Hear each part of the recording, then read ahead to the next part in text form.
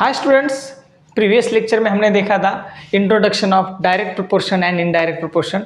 इस लेक्चर में हम स्टार्ट करेंगे प्रैक्टिस सेट 37 में से क्वेश्चंस लेंगे।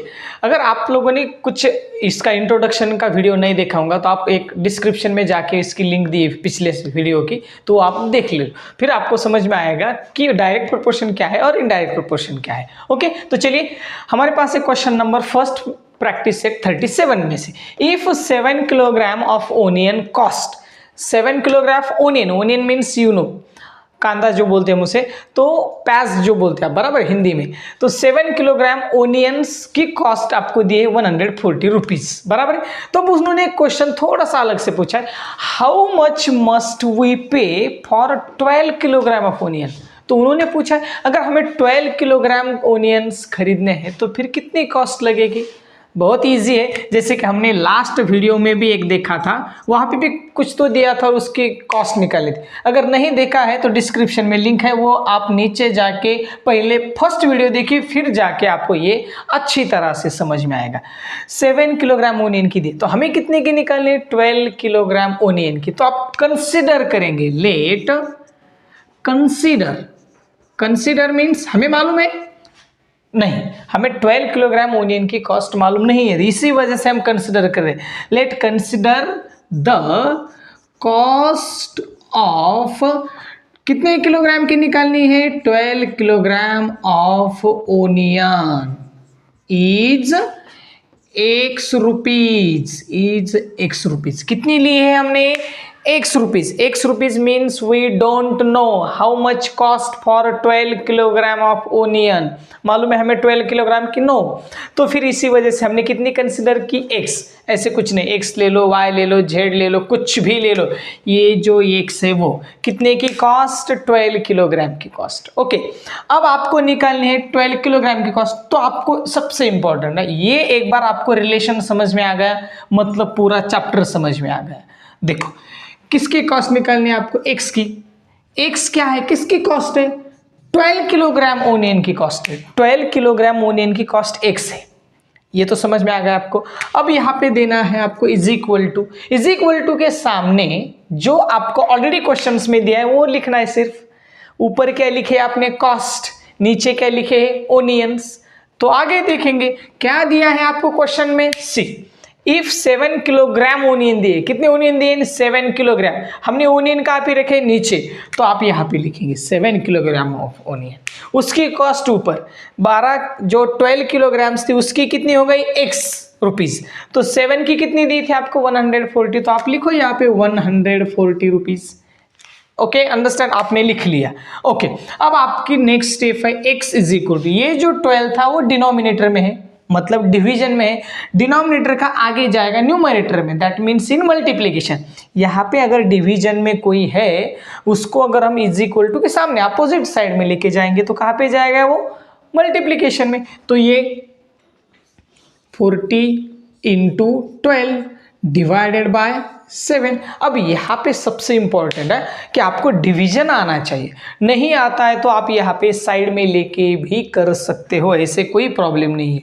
देखो कैसे किस तरह से करेंगे, 7 का टेबल आता है आपको, 7 1 आएगा 7 और 7 2 आएगा 14।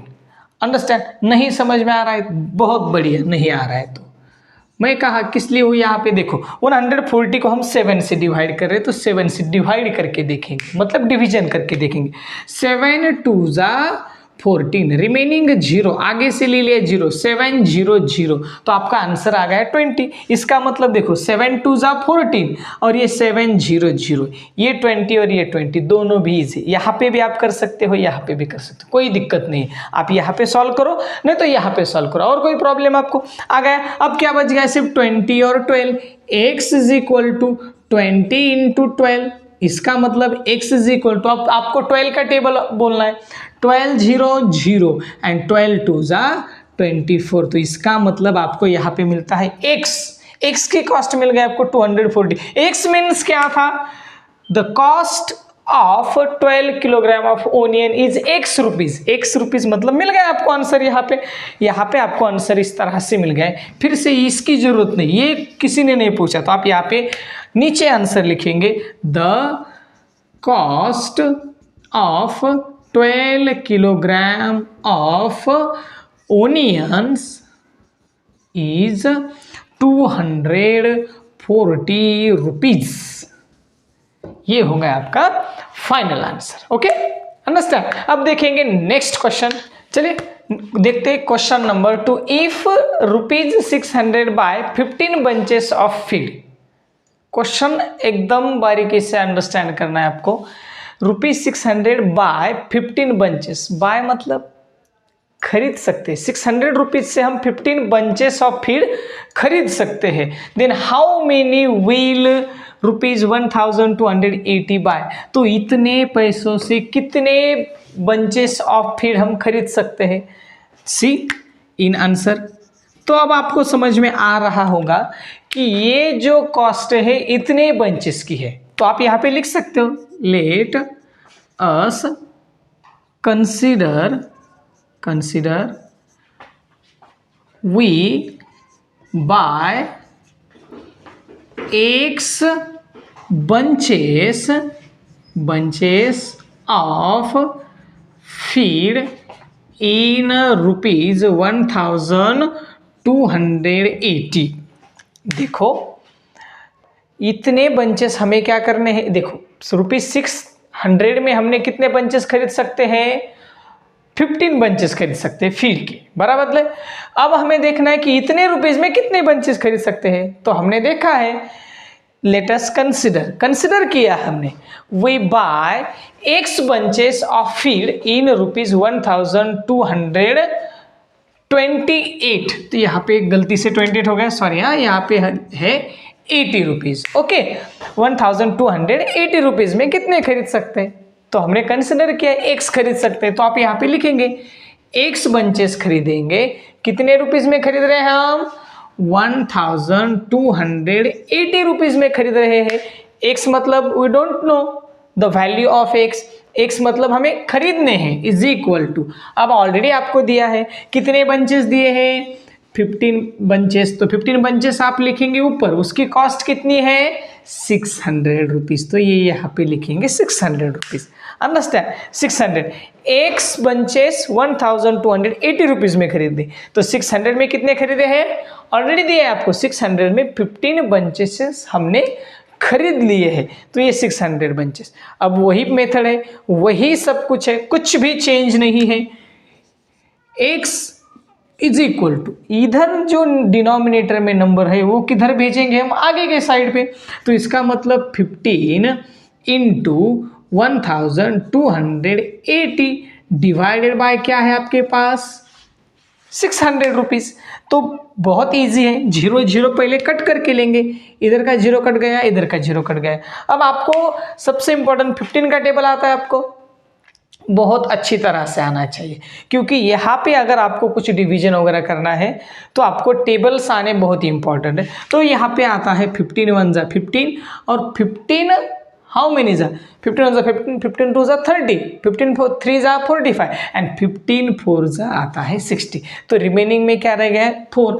X इज इक्वल टू आपको मिल गया 128 डिवाइडेड बाय 4। जिस तरह से, अगर आपको यहाँ पे समझ में नहीं आ रहा कि सर ने किस तरह से कर लिया, तो बहुत इजी है। 0 0 पहले कट कर लिया हमने, अब रह गया था नीचे 60, ऊपर रह गया था 50 इंटू 120। तो 15 का टेबल ले लिया, 15 को अगर 60 से डिवाइड करेंगे, 60 को 50 से डिवाइड करेंगे तो क्या आंसर मिल गया आपको, 4।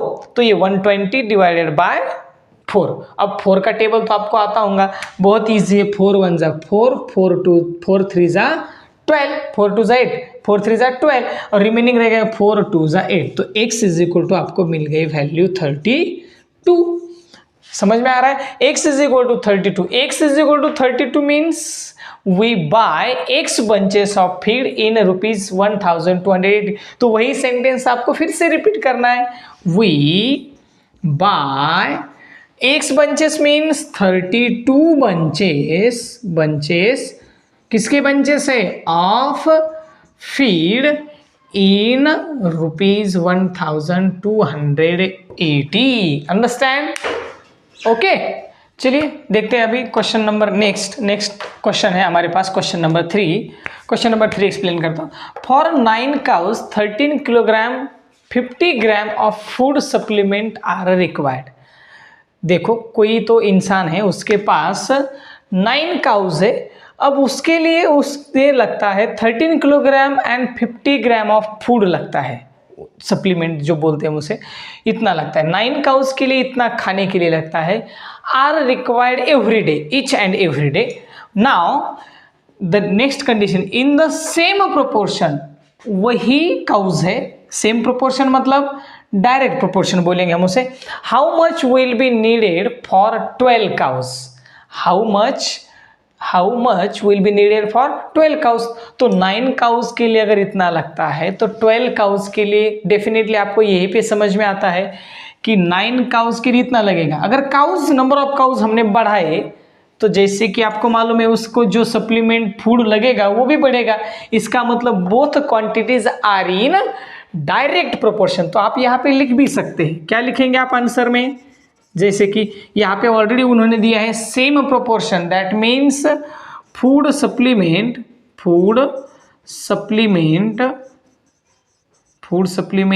And number of cows are in direct proportion में। क्यों डायरेक्ट प्रोपोर्शन में?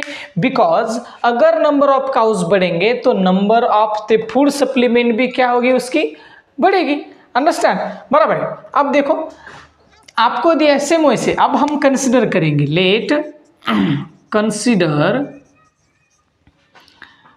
x kilogram of food supplement is required for कितने काउज है अपने पास, 12 काउज, बराबर है कि नहीं। कंसिडर किया हमने, let consider x kilogram of food supplement is required for 12 cows. 9 cows थे अपने पास, उसके लिए कितना फीड लगता है हमें वो भी मालूम था, बराबर है कि नहीं। लेकिन हमें कितने का निकालना है, 12 काउज को कितना लगेगा, तो वही सिंपल बात है, x किलोग्राम डिवाइडेड बाय किससे डिवाइड करेंगे, 12 काउज से। अंडरस्टैंड। अब इसके आगे देखेंगे हम, अब देखो टोटल नंबर ऑफ काउज कितने थे अपने पास, 9 काउज थे, उनको कितना लगता था। अब यहाँ पे दिया है, यहाँ पे देखो, यहीं पे लिखता हूँ मैं 13 किलोग्राम एंड 500 ग्राम। अब we know 1 kilogram is equal to 1000 gram, इसी तरह से है, बराबर है। 1000 gram is equal to 1 kilogram. तो इसको अगर हमने पॉइंट में लिखा तो क्या हो जाएगा, ये 13 और ये हाफ किलो है कि नहीं, तो हाफ किलो मतलब 0.5 किलोग्राम। अभी इसको देखो 13.5 किलोग्राम में लिखा है, तो यहाँ पे भी क्या करेंगे आप लोग, 13.5 किलोग्राम में लिखेंगे। ओके, अब आपको निकालनी है value of x is equal to 13.5 into ये 12 कहाँ पे जाएगा, इस साइड में, डिवाइडेड बाय 9 आएगा।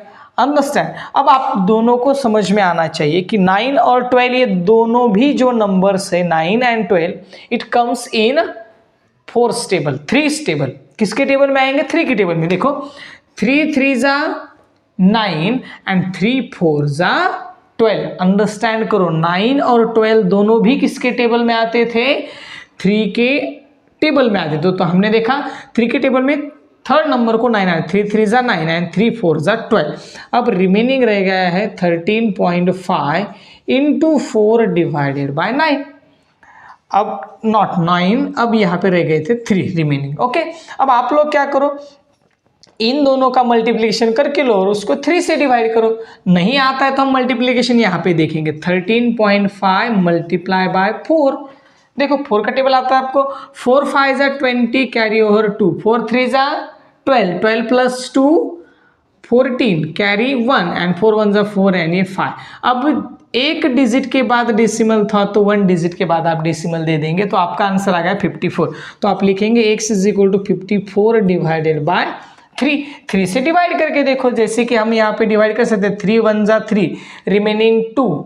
अंडरस्टैंड, 3 1 3 रिमेनिंग क्या हो गया, 2 रह गया, बराबर है। और ऊपर से ले लिया हमने 4, तो 3 7 21 एंड 3 8 24। तो x इज इक्वल टू मिल गया आपको 18। तो 18x की वैल्यू किसकी थी? Kilogram of food supplement is required for 12 cows. तो आप वहां पे आगे लिख के ले सकते हो। क्या लिखेंगे आप लोग? सेम वही 18 kilogram of food supplement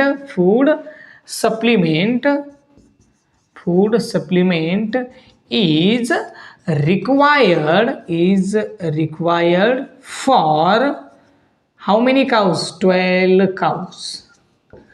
Are you understand? समझ में आ रहा है आप लोगों को? यहाँ पे अगर आपको कुछ दिक्कत आती है तो देखो, आपको जो भी अपने लेक्चर्स में हो, जो क्वेश्चंस में हो, कहाँ पे भी कुछ भी प्रॉब्लम आता है तो आप कमेंट सेशन में लिख सकते हो। कमेंट सेशन में अगर आप लिखेंगे तब जाके मुझे समझ में आएगा कि स्टूडेंट्स को कुछ प्रॉब्लम्स है, कुछ लैंग्वेज में प्रॉब्लम है, कुछ इंग्लिश के वर्ड समझ में नहीं आ रहे, कुछ भी अगर आप लोगों को प्रॉब्लम्स होंगे तो कमेंट सेशन में लिखो। उसके ऊपर मैं संडे के दिन एक एक्स्ट्रा का लेक्चर ले लूँगा।